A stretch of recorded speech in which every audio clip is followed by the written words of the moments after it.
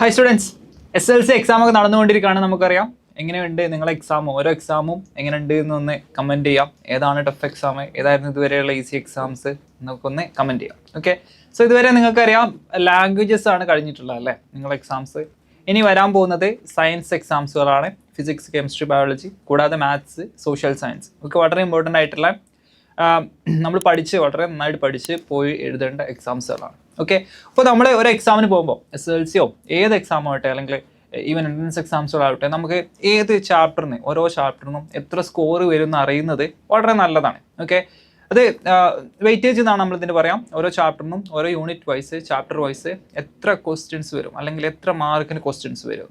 Okay, അപ്പോൾ SCRT ഇത് നിങ്ങളെ SLCക്ക് വേണ്ടി പബ്ലിഷ് ചെയ്തിട്ടുണ്ട്. ഓക്കെ, അപ്പോൾ ഞാനിത് നിങ്ങളെ ഇനി വരാനുള്ള exams physics, chemistry, biology, maths, social science ഓരോ സബ്ജക്റ്റിൽ നിന്നും ഓരോ ചാപ്റ്ററിൽ നിന്നും എത്ര മാർക്കിനാണ് ക്വസ്റ്റ്യൻസ് വരിക എന്നുള്ളത് ഒന്ന് നോക്കാം നമുക്ക്. ഓക്കെ, സോ ആദ്യം നമുക്ക് മാത്സ് ആണ് വരാനുള്ള ആദ്യം വരുന്ന ഒരു എക്സാം എന്ന് പറയുന്നത്. ഓക്കെ, സോ അതിൽ നിങ്ങൾ നോക്കിയാൽ മനസ്സിലാവും ഓൾമോസ്റ്റ് നല്ല വ്യത്യാസങ്ങളുണ്ട്. ഓക്കെ, നമ്മളെ ക്വസ്റ്റ്യൻസിലെ സ്കോർ നോക്കുമ്പോൾ ഓരോ ചാപ്റ്റർ എന്നുള്ളതും. Second degree equations, polynomial equations, ഈ ചാപ്റ്ററിന് 4 മാർക്കിൻ്റെ ക്വസ്റ്റ്യൻസ് വരുന്നുള്ളൂ. ഓക്കെ, പക്ഷേ ഭയങ്കര ഡിസ്പാരിറ്റി ഉണ്ട്. ഈ ട്രിഗ്നോമെട്രി, ഓക്കെ, നമുക്കറിയാം ഇത് വലിയ ചാപ്റ്റർ ആയിരിക്കും. Geometry and algebra, okay, geometry and algebra, trigonometry, arithmetic sequences എന്നൊക്കെ 8 മാർക്കിന് ക്വസ്റ്റ്യൻസ് നിങ്ങൾക്ക് എക്സ്പെക്ട് ചെയ്യാം. ഓൾമോസ്റ്റ് ബാക്കിയുള്ള സെക്കൻഡ് ഡിഗ്രി ഇക്വേഷൻസും പോളിനോമിയൽ ഇക്വേഷൻസിന് വരുന്നതിൻ്റെ ഇരട്ടി മാർക്കിനാണ് ഇവിടെ ക്വസ്റ്റ്യൻസ് ചോദിക്കാൻ പോകുന്നത്. ഓക്കെ, ബാക്കിയുള്ളതൊക്കെ അരിത്തമെറ്റിക് സീക്വൻസ് നോക്കിയാൽ മനസ്സിലാവും 7 മാർക്കിനാണ്. മാത്തമാറ്റിക്സ് ഓഫ് ചാൻസിന് 5 മാർക്കിനാണ്. സ്റ്റാറ്റിസ്റ്റിക്സിന് 6 മാർക്കിനാണ്. സോ ഒക്കെ അത് 5, 6, 7 മാർക്കിന് ഇങ്ങനെ ഒരു വേരിയേഷൻ കാണാൻ പറ്റും. ഓക്കെ, നിങ്ങൾ നോക്കിയാൽ മനസ്സിലാവും വളരെ ഇമ്പോർട്ടൻ്റ് ആണ്. Trigonometry, geometry and algebra, arithmetic sequence and ആൾജിബ്രയിൽ 8 മാർക്കിനോളം ക്വസ്റ്റ്യൻസ് വരും. ഓക്കെ, സോ ഇതിൻ്റെ മലയാളം ചാപ്റ്ററിൻ്റെ പേരാണ് അവിടെ കൊടുത്തിട്ടുള്ളത്. നിങ്ങൾക്ക് മനസ്സിലാവും നമ്പേഴ്സ്, അനലിറ്റിക്കൽ ജിയോമെട്രി, ബീജഗണിതം, ജിയോമെട്രി. ഓക്കെ, സോ അത് ആദ്യം അതിൻ്റെ സെക്ഷൻ ഏതാണ് ഇവിടെ കൊടുത്തിട്ടുണ്ട്. ഓരോ സെക്ഷനിൽ നിന്നും ഏതൊക്കെ ചാപ്റ്റർ അതിൻ്റെ ഓരോന്നിൻ്റെ സ്കോറ്, ആ സ്കോറ് ടോട്ടൽ ഔട്ട് ഓഫ് 80 എടുത്താൽ അല്ലെങ്കിൽ ഔട്ട് ഓഫ് 100 എടുത്താൽ എത്ര പെർസെൻറ്റേജ് ആയിരിക്കും അതിൽ നിന്ന് വരിക എന്നുള്ളതാണ് ചോദിച്ചിട്ടുള്ളത്. ഓക്കെ, പറഞ്ഞിട്ടുള്ളത്. ഓക്കെ, ബാക്കി പിന്നെ നമ്മൾ ഫിസിക്സിലോട്ട് വരികയാണെന്നുണ്ടെങ്കിൽ നമുക്കറിയാം മാത്സ് കഴിഞ്ഞാൽ പിന്നെ അടുത്ത എക്സാം ഫിസിക്സ് വരികയാണ്. ഫിസിക്സിലോട്ട് നോക്കിയാൽ നിങ്ങൾക്ക് മനസ്സിലാവും ഓൾമോസ്റ്റ് എല്ലാ ചാപ്റ്ററും വളരെ ഇമ്പോർട്ടൻ്റ് ആണ്. കാരണം ഓൾമോസ്റ്റ് എല്ലാ ചാപ്റ്ററിനും ഒരുപോലെയാണ് ചോദ്യങ്ങൾ അല്ലെങ്കിൽ വെയിറ്റേജ് കൊടുത്തിട്ടുള്ളത്. ഓക്കെ, എക്സെപ്റ്റ് നമ്മളെ ലെൻസസും മെക്കാനിക്കൽ അഡ്വാൻറ്റേജ് ഇൻ ആക്ഷനും 5 മാർക്കിൻ്റെ ക്വസ്റ്റ്യൻസ് വരിക. ബാക്കി എല്ലാ ചാപ്റ്ററിനും 6 മാർക്കിൻ്റെ ക്വസ്റ്റ്യൻസ് നിങ്ങൾക്ക് വരും. ഓക്കെ, അപ്പോൾ എല്ലാ ചാപ്റ്ററും ഈക്വൽ ഇമ്പോർട്ടൻസ് പഠിക്കണം. നമുക്കറിയാം ചാപ്റ്റേഴ്സിൻ്റെ പേര് ഞാൻ ഒന്നുകൂടി വായിക്കാം. Sound waves, lenses, the world of colours and visions, magnetic effect of electric current, electric energy, consumption and conservation, electromagnetic induction in daily life, mechanical advantage in action. Okay, so ഈ chapter mechanical advantage in action നിങ്ങളെ board exam point of വ്യൂവിൽ 5 മാർക്കിന് questions വരുന്ന chapter ആണ്. Okay, so അത് പുതിയതായിട്ട് add ചെയ്ത chapter ആണ്. നന്നായിട്ട് പഠിച്ചിട്ട് പോകണം. ഓക്കെ, PYക്ക് നിങ്ങൾക്ക് അത്രയ്ക്ക് കിട്ടാൻ ചാൻസ് ഇല്ല. അപ്പോൾ നിങ്ങൾ എന്ത് ചെയ്യണം, മെക്കാനിക്കൽ അഡ്വാൻറ്റേജ് ഇൻ ആക്ഷൻ അല്ലെങ്കിൽ യാന്ത്രിക ലാഭം പ്രയോഗത്തിൽ ഈ ചാപ്റ്റർ നിങ്ങൾ എന്ത് ചെയ്യണം, ലെറ്റ്സ് അസസ് എന്ന് പറഞ്ഞാൽ ഒരു പാർട്ടിൽ കുറച്ച് ക്വസ്റ്റ്യൻസ് കൊടുത്തിട്ടുണ്ട്. അത് നിങ്ങൾ നന്നായിട്ട് വായിച്ചിട്ട് പോകണം, അല്ലെങ്കിൽ ആ ഒരു ക്വസ്റ്റ്യൻസ് പ്രാക്ടീസ് ഔട്ട് ചെയ്തിട്ട് പോകണം.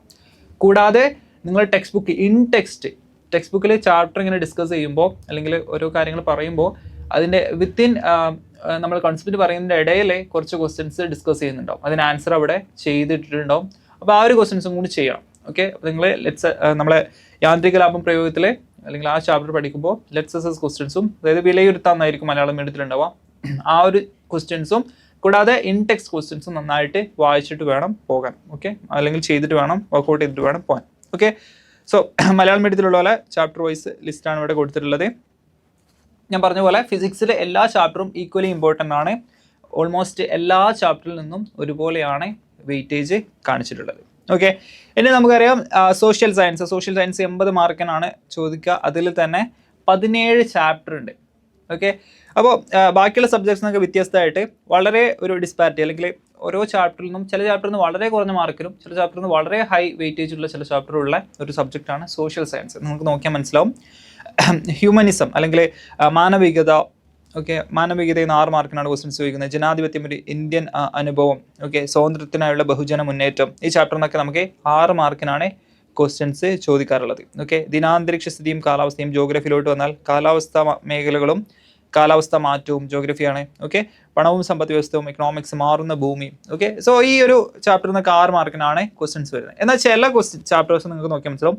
ഫോർ എക്സാമ്പിൾ സാമൂഹ്യ വിശകലനം, സമൂഹ ശാസ്ത്ര സങ്കല്പത്തോടെ. ഓക്കെ, ആ ചാപ്റ്ററിന് വെറും 2 മാർക്കിന് ക്വസ്റ്റ്യൻസേ വരുന്നുള്ളൂ. ഓക്കെ, ഇന്ത്യൻ സാമൂഹ്യ വ്യവസ്ഥയെ അറിയാം, മഴക്കാടുകളിൽ നിന്ന് മഞ്ഞുരുകുന്ന നാട്ടിലേക്ക്, ഈ ചാപ്റ്ററിനൊക്കെ എത്രയാ 3 മാർക്കിന് ക്വസ്റ്റ്യൻസ് വരും. ഓക്കെ, അപ്പോൾ ചില ചാപ്റ്ററിന് 6 മാർക്കിന്, ചില ചാപ്റ്ററിന് 2 മാർക്കിന്, ചില ചാപ്റ്ററിന് 3 മാർക്കിന്. ഓക്കെ, ഇതിനർത്ഥം നിങ്ങൾ 2 മാർക്കിന്റെ ക്വസ്റ്റ്യൻസ് വരുന്ന ചാപ്റ്റർ പഠിക്കേണ്ടെന്നല്ല. ഓക്കെ, അവിടുന്ന് ഇത് എപ്പോഴും വെയിറ്റേജ് നമ്മൾ അറിഞ്ഞിരിക്കൽ എപ്പോഴും നല്ലതാണ്. ഓക്കെ, അപ്പോൾ നമ്മൾ ആ ഒരു പഠിക്കുമ്പോൾ, ഒരു ചാപ്റ്റർ പഠിക്കുമ്പോൾ അതിൻ്റെതായിട്ടുള്ള ഒരു ഇമ്പോർട്ടൻസ് നമ്മൾ മനസ്സിലാക്കി പഠിക്കുക എന്നുള്ളതാണ്.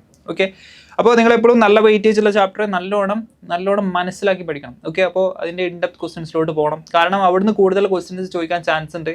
അപ്പോൾ അതിന് സർഫേസിൽ നിന്ന് ക്വസ്റ്റ്യൻസ് കിട്ടിയില്ലെങ്കിൽ ഇൻഡെപ്തിലോട്ട് ക്വസ്റ്റ്യൻസ് ചോദിക്കാൻ പോകും. ഓക്കെ, അല്ലെങ്കിൽ അതൊരു വലിയ ചാപ്റ്റർ ആയിരിക്കും. ഓക്കെ, അപ്പോൾ നിങ്ങൾ മനസ്സിലാക്കി ആ ഒരു രീതിയിൽ ഈ ചാപ്റ്റേഴ്സ് പഠിക്കുക. ചാപ്റ്റർ വൈസ് വെയിറ്റേജ് ആണ് ഇവിടെ കൊടുത്തിട്ടുള്ളത്.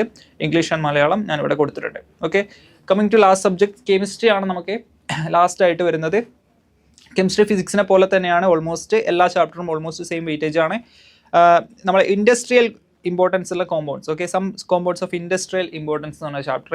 ഓക്കെ, അതിൽ 7 മാർക്കിൻ്റെ ഒരു ക്വസ്റ്റ്യൻ വരുന്നുണ്ട്. ഓക്കെ, 7 മാർക്കാണ് വെയിറ്റേജ് കൊടുത്തിട്ടുള്ളത്.